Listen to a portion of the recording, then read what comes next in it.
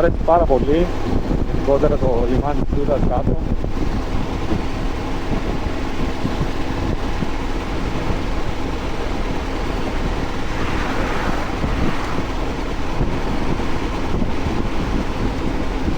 Τι άλλο να πούμε, αυτά λοιπόν με το Forza, 13.000 χιλιόμετρα σχεδόν.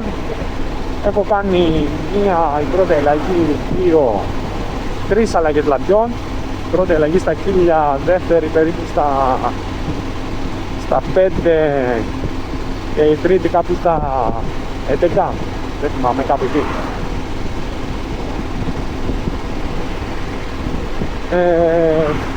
Δεν με έχει ενοχλήσει σε κάτι, εντάξει, εννοείται, το θεωρώ απολύτως λογικό και λίγο φρικάρω, να σας πω την αλήθεια, όταν κάποιοι ας πούμε λένε 10.000 απροβλημάτισα χιλιόμετρα. Ρε παιδιά, τα 10.000 χιλιόμετρα είναι τίποτα. Μιλάμε για σύγχρονες κινητήρες, ακόμα και κινέζικοι να είναι οτιδήποτε. Ενώ από την άλλη μια άλλη κουβέντα που πρέπει να γίνει κάποια στιγμή και μπορεί να κάνω ένα ξεχωριστό βίντεο για αυτό το πράγμα, είναι το κατά πόσο αντικειμενικό είναι το να μιλάμε πλέον για χιλιόμετρα. Θεωρώ ότι είναι ένα μεγάλο λάθος των εταιριών και όχι ακριβώς λάθος, είναι μια κατάσταση το να σου λένε ότι ένα 5.000 χιλιόμετρα θέλει σέρβις.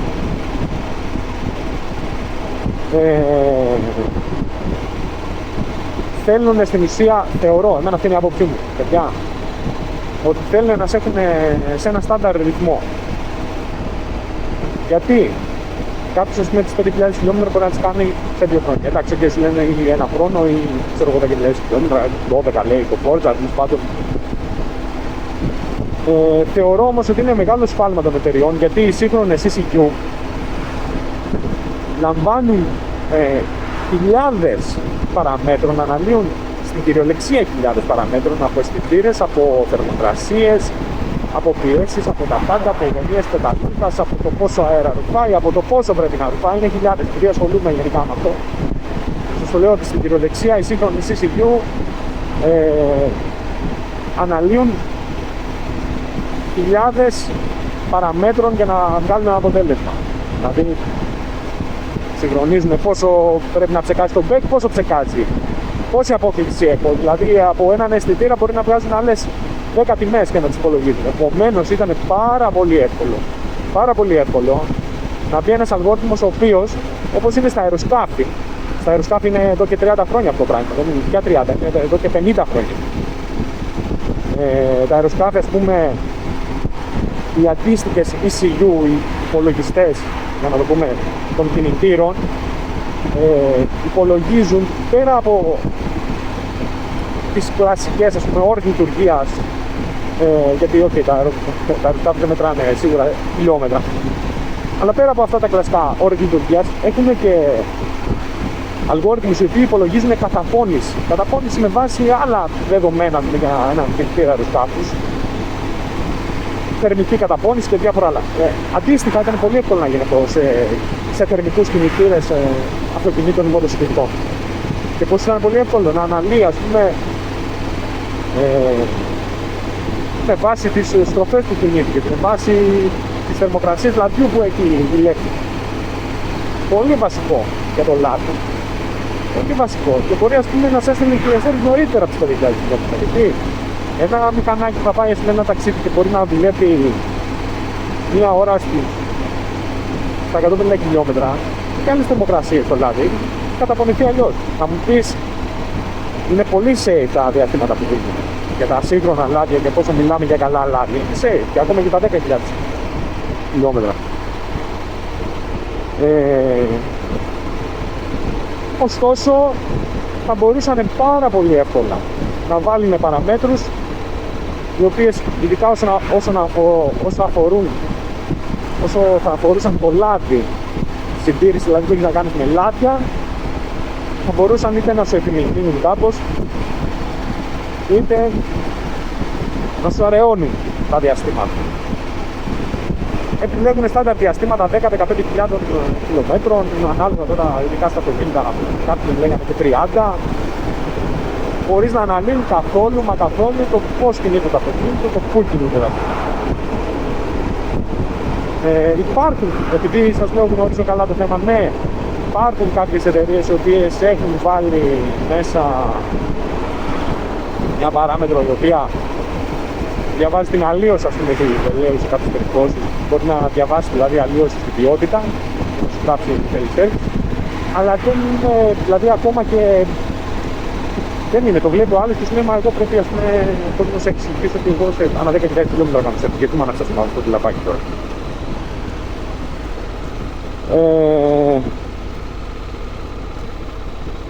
Επομένως, ναι, για να συνεχίσω την κουβέντα, λοιπόν, λέμε, ας πούμε, 10.000 χιλιόμετρα, πολύ, ξέρω εγώ, απροβλημάτιστα.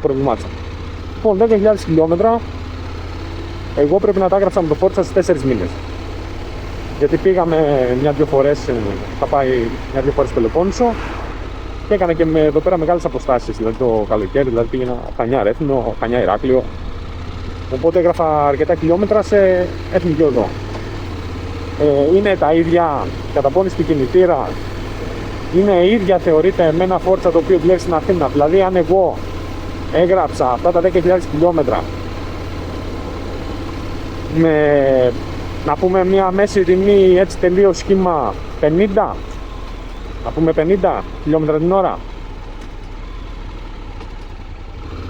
με 50 μέση, ας πούμε ότι σε αυτά τα 10.000 χιλιόμετρα εγώ έβγαλα μια μέση τιμή, ας πούμε 50, μπορεί να είναι και παραπάνω. Αυτό σημαίνει ότι δούλεψε ο κινητήρας 200 ώρες σε τις στροφές. Ένα άλλο κομμάτι. Αλλά έχει σημασία.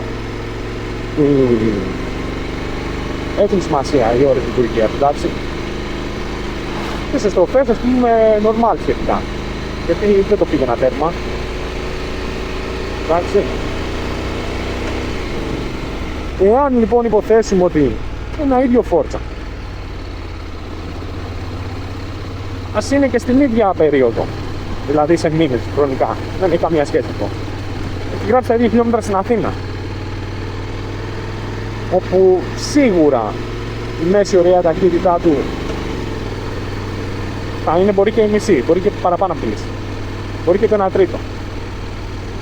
Τι σημαίνει αυτό? Ότι μιλάμε για τις διπλάσιες ώρες κινητήρα, ξεκάθαρα, αυτό σε βάθος χρόνου, αρκετά πράγματα. Γιατί οι κινητήρες πάνε με την ώρα λειτουργίας, με το πόσες φορές έχουν ανεβοκατέβει τα πιστόνια και σε τι ρυθμούς και σε τι στροφές και πόσες αλλαγές έχει κάνει ταχυτήτων και όλα αυτά. Επομένως, τα χιλιόμετρα για μένα είναι τίποτα, δεν τα βλέπω καν.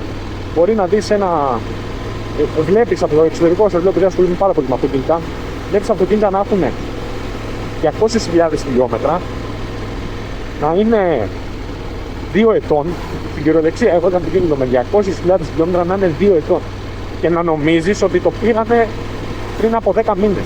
Αν, που εννοείται ότι το κάνουν αυτό, τα παίρνουν και τους γυρνάνε και λένε και 80.000, δεν μπορείς να πεις, ρε φίλε. Δεν μπορείς να καταλάβεις και να πεις πώς θα το ξέρεις, αν δεν βάλεις κάποιο ειδικό διαγνωστικό εργαλείο, που τώρα και αυτά μπορεί να τα παρακάψουν. Θέλει πολύ ψάξιμη να δεις αν ένα αμάξι έχει ρηγμένα χιλιόμετρα, γιατί τώρα έχουν εξελιχθεί και αυτά. Τέλος πάντων.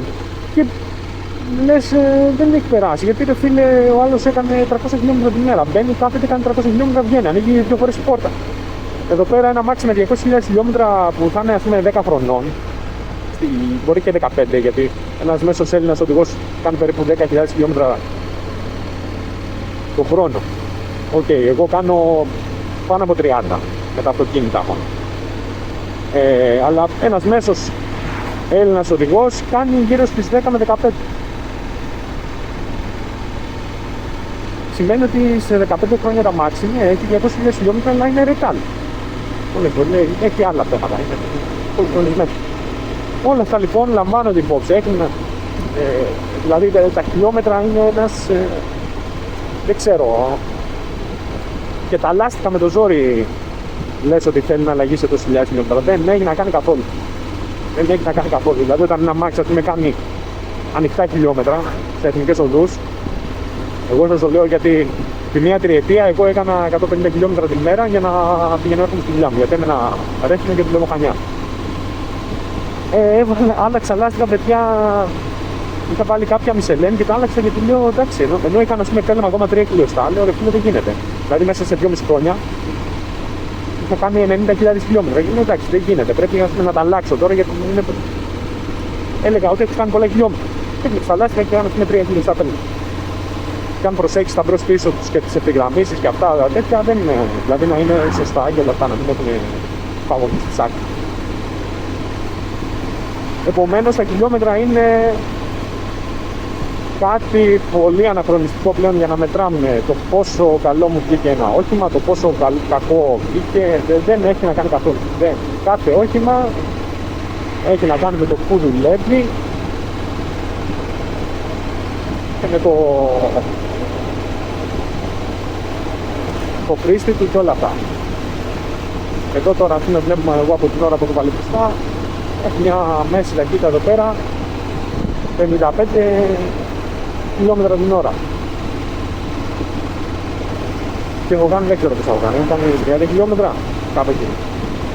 Το ίδιο είναι τώρα να κάνει ήταν να έχει 30 χιλιόμετρα μέσα στην Αθήνα, μέσα σε μια πόλη. Εδώ ξέρω εγώ, είναι το ίδιο. Και πλάσες ώρες θα δουλέψει. Πλάσες και μπορεί να κάνει 10 πλάσιες αλλαγές στα κτίρια. Επομένως όλα αυτά αξιολογούνται, παιδιά, αυτό είναι. Δηλαδή, τι λέμε, έχω 10.000 στα προβλημάτισα ή στα 10 μου κάλας ή στα 30.000, το άλλο έπαθε δουλειά. Ξέρεις πόσο μπορεί να έχει δουλέψει ο άλλο μέχρι την να κάνει 30.000 χιλιόμετρα. Μπορεί να έχει δουλέψει 5 φορές παραπάνω από ένα άλλο που εσύ λες εγώ στα 30.000 δεν έπαθε τίποτα.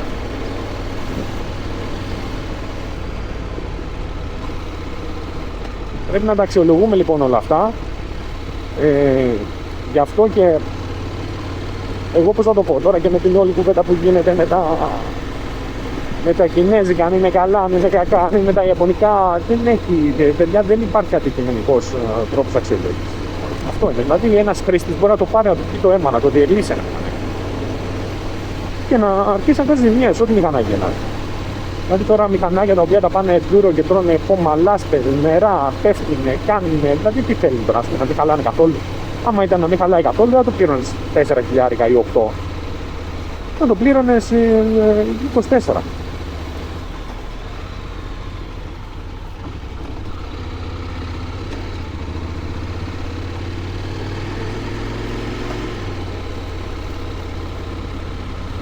Επομένως, αυτό είναι δηλαδή που πρέπει να τα βγάλουμε αυτά από το μυαλό μας. Πάρε ένα μηχανάκι, πες, είναι μεγάλο ρίσκο τα μεταχειρισμένα, δεν ξέρεις πώς έχει δουλέψει, μόνο αν είναι κάποιος κολλητός ή φίλος που ξέρεις γενικότερα το στυλ του και όλα αυτά. Αλλιώς δεν ξέρεις πώς έχει δουλέψει το κάθε όχημα, τα χιλιόμετρα δεν μπορεί να δεν δείχνουν τίποτα απολύτως από την κατάστασή του. Για μένα τίποτα απολύτως, τίποτα. Τα χιλιόμετρα. Γιατί ας πούμε εγώ σας είπα, το δικό μου έχει 13.000 χιλιόμετρα τώρα σε μια τέτοια κατάσταση. Εγώ δεν μπαίνω πολύ συχνά στα Χανιά. Τώρα επαρκείς επειδή κατεβάζω την μεγάλη σε κάτι δραστηριότητα και μπαίνω πολύ λίγο. Δηλαδή σε πόλη να πλέκω σε κίνηση δεν μπαίνω. Το ίδιο είναι λοιπόν ένα Φόρτσα το οποίο μπορεί να έχει 8.000 χιλιόμετρα και δουλεύει στην Αθήνα, μπορεί να έχει δουλέψει και παραπάνω ώρες εκεί πέρα. Επομένως δεν έχει να κάνει. Μην τα βλέπετε και μην λέτε α, χάλασε στα τόσα χιλιόμετρα και στα τόσα χιλιόμετρα μου έβγαλε πλάβη και στα έτσι και στα αλλιώς. Δεν έχει να κάνει. Τίποτα. Η συντήρηση ενός οχήματος, γενικότερα η κατάστασή του και όλα αυτά είναι κάτι το οποίο εξαρτάται από εκατοντάδες παραμέτρων, εκατοντάδες στην κυριολεξία. Αυτά ήθελα να πω, φίλοι. Λοιπόν, θα σας αποχαιρετήσω. Πείτε μου αν σας άρεσε το βίντεο, δηλαδή η θέση, αν είναι κάτι που θέλετε να αλλάξω. Οτιδήποτε βρίσκεται. Τώρα με τον ήχο σας λέω δεν έχω πάρει ακόμα εξωτερικό μικρόφωνο. Και να πω την αλήθεια, θέλω να δω λίγο αν μπορώ, ας πούμε, να γίνει ανεκτή η κατάσταση του θορύβου, ώστε να το αποφύγω και να αποφύγω τα έξτρα βιβλίκια και να γράφω πιο εύκολα. Αυτά λοιπόν φίλοι, να προσέχετε, ετοιμάστε τις μηχανάρες σας γιατί η άνοιξη έρχεται. Πάντα όρθιοι, με προσοχή, χαλαρά το δεξί χέρι και θα τα πούμε σε νέα βιντεάκια φίλοι, σας χαιρετώ.